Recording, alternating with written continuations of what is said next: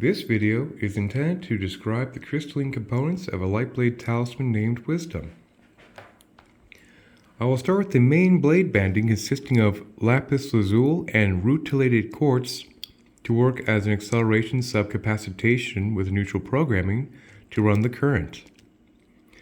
Lapis lazuli is very famously used in antiquity for the purpose of any kind of spiritual practice involving the Temple of Isis, the Stone of Isis, in many different aspects. Its metaphysical lore is quite vast. But in a more immediate practical application, lapis has a very strong stimulation to the 5th and 6th chakra and is a wind elemental stone. Oh yes, and this is my crude chakra map I'll be employing for this video I keep in my pocket just for this occasion. And the lapis in this concentration actually has a little bit of iron pyrite as well as calcite in the matrix, which makes a nice clearing energy with the calcite, and the pyrite makes a very masculine grounding iron-based frequency as it runs its circuit. So lapis, of course, is a great stone of insight and intuition, and a stone known as wisdom, as well as a inner king, inner queen soul archetypal magnifier to really expand upon the soul's wisdom. Hence, the vibratory primary blade band of such a construct named Wisdom is all archetypally honoring the crystalline ignition order of the conceptual archetype name, hence Wisdom. And to accelerate that frequency is rutilated quartz, which is a titanium oxide rutile strands, which makes for a very accelerated frequency pitch. Well, it has quartz, of course, to be a neutral programmable subcapacitator for this frequency. The rutile will accelerate and supercharge the blade bandwidth. Then once it runs its circuit, to slow that down and transmute and ground the energy output of this entire circuit is a transmutation ignition sequence ratio, consisting of hematite to strongly ground all excess energy through the entire chakra column into the earth meridian matrix, smoky quartz to further purify and then further ground all excess energy into the root through the earth stars into the earth meridian matrix. So the combination makes a very powerful transmutation negativity into positivity, or an etheric shield, or even etheric Teflon, so nothing really sticks to the field. It's always making a quick bypass ground through the earth stars into the earth meridian matrix for reprocessing. So running that exact ignition sequence like so, going up here laterally, then up the side right here, then completing the circuit right there, down to here once again, is combining brass and silver for the ignition order of the, once again, the transmutation subroutine ratio of hematite and smoky quartz, completing a circuit. So as it runs through its main blade band framing, it runs through these purification grounding subcircuits before it completes its circuit all the way to the apex band, which is obviously where the necklace will hook into, consisting of tanzanite, faceted quartz, as well as blue hemimorphite. So tanzanite is one of the more effective heart-mind linkers in the mineral kingdom, stimulating the 4th, 5th, 6th, 7th, and 8th chakras for full heart-mind coherence. And to further expand upon that exact energetic pathway is the blue hemimorphite, which stimulates in tandem the 4th, 5th, 6th, 7th, and 8th. So the combination of the two, subcapacitated with clear faceted quartz, makes a very powerful heart-mind coherence and channeling capacity to make a very powerful ego-mind identity inhibiting frequency, so that one's wisdom of sovereign truth is always the forefront of their consciousness, in alignment with their heart and with spirit. So it's a very fantastic medium frequency configuration that's very complementary to the highly activating 6th and 5th of Lapis's main engine, or main blade band emanation. Okay, so at the very apex of this blade tip right here, of this talisman, this is fulgurite. This is actually petrified lightning, which is very stimulating to the entire chakra column. It is a very powerful light body activator in its own right that stimulates the entirety of the energy column to a very high frequency octave. Starting with the soul stars, the base, sacrum, you name it, all the way through, very intensive frequency activator, as well as a dramatic intensification of one's intention. Hence, it was been used by shamanically for prayer intensification enhancement for time millennia. And to further intensify the intent or manifestation ratio is the lovely Libyan gold tektite.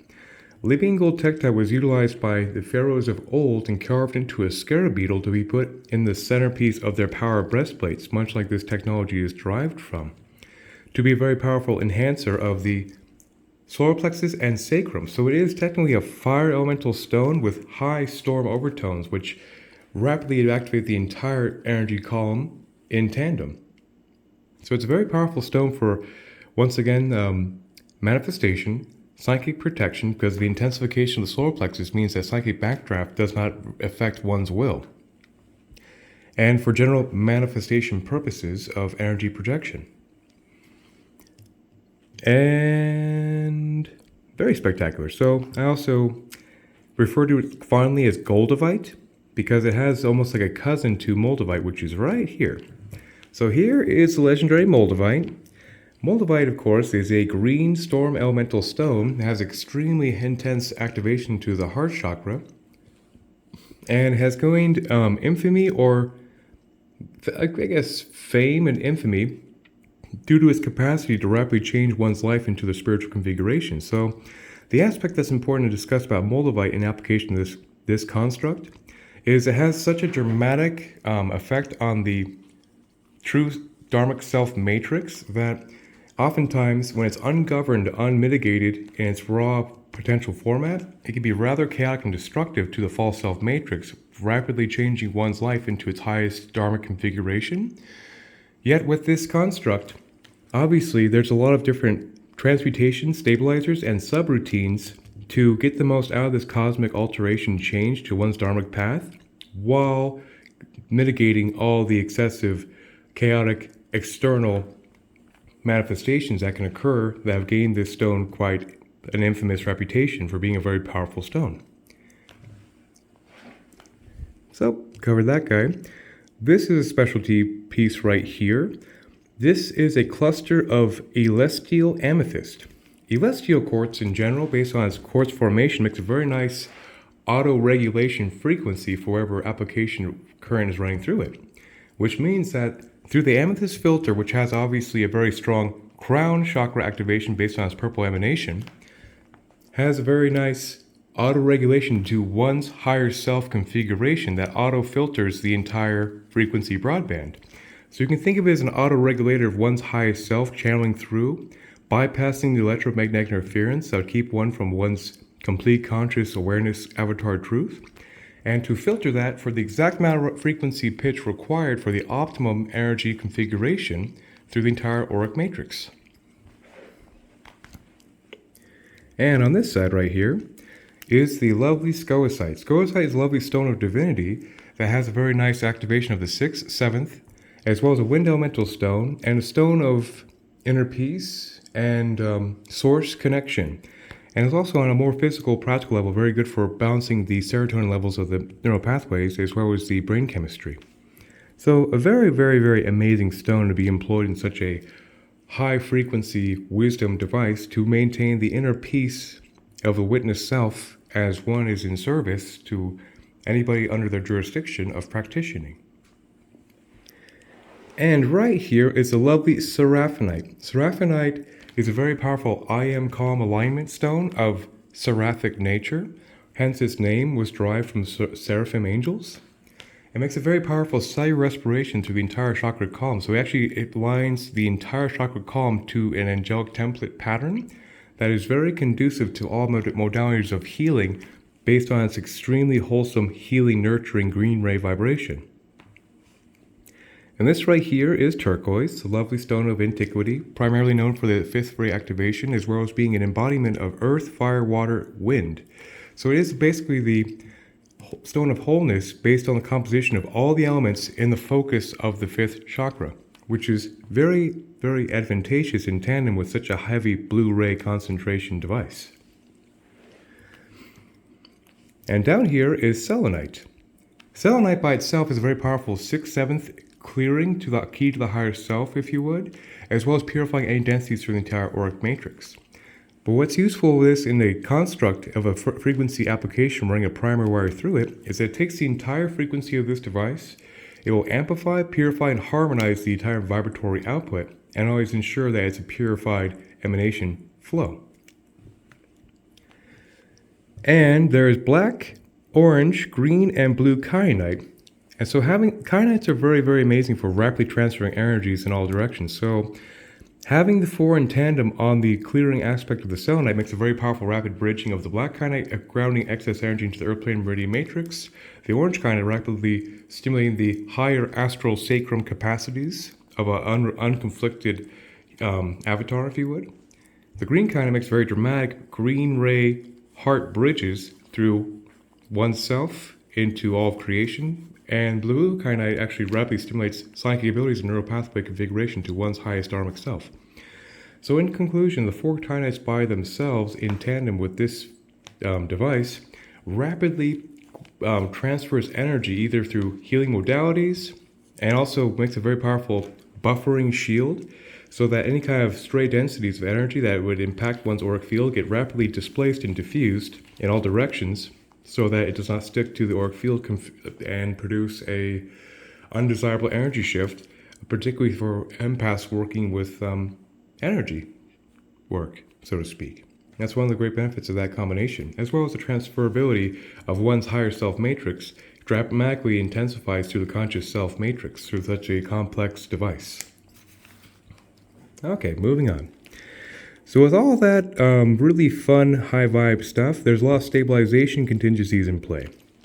So right here is red jasper, stabilizing the earth, red ray, base chakra. There is blue lace agate, stabilizing the 5th chakra of the water element. There is holly blue agate, stabilizing the 6th and 7th wind element stabilization. Over here is fire agate, stabilizing the solar plexus, sacrum, and base, which is a perfect antithesis contingency to such a high frequency device to stabilize those lower anchor centers for a full energy body continuity. Moss green agate, stabilizing the 4th and base, and for a more idyllic etheric blueprint manifestation in a very stabilized manner of the water element.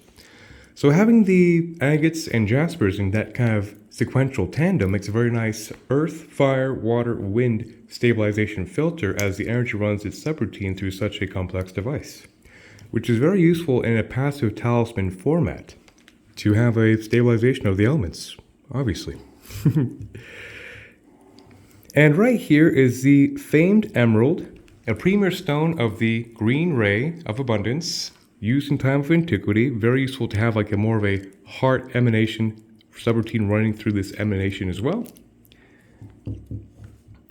This right here is Larimar. Larimar is a very lovely 5th, 6th water and fire elemental composition that makes a very soothing inner peace broadcast, as well as enhancement of vocal capacity, as well as voice projection.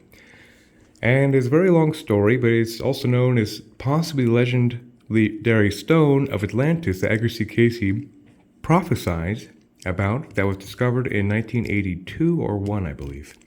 Comes from Dominican Republic, just one spot in the world, and it's a very, very nice, soothing stone, also known as the dolphin stone. It deserves its own little notoriety, but I'm going to condense that to maintain pace for the video, so it's not half an hour. This right here is the lovely shungite, a black gray stone which dramatically purifies the entire chakric matrix, also in vogue right now because of its EMF combating capacities. And it's a carbon ray based stone, which is very resonant with our natural carbon cellular structure, atomical structure right there. And makes a very nice purification of excess emanations, once again, into the earth meridian matrix for reprocessing. And this right here is black tektite. Black tektite is another cosmic bearing stone, much like Libyan gold tektite as well as moldavite. That is the result of meteorite impacting sand, leaving the cosmic jolt of extraterrestrial energy into the earth plane.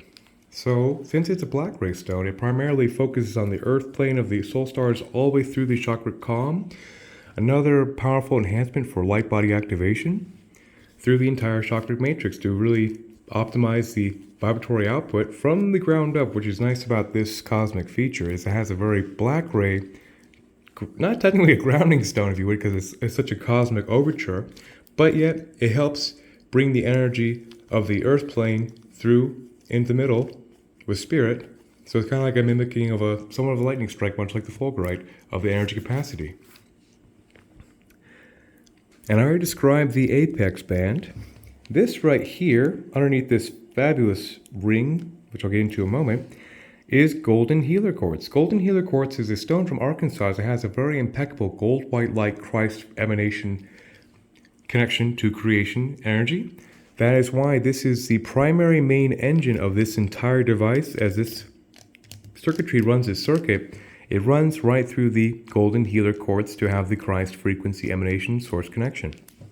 And right here, the key of life, a very famed, amazing power symbol since time immemorial, is utilized here on what is technically actually a steel coated with brass ring with the right eye of Horus.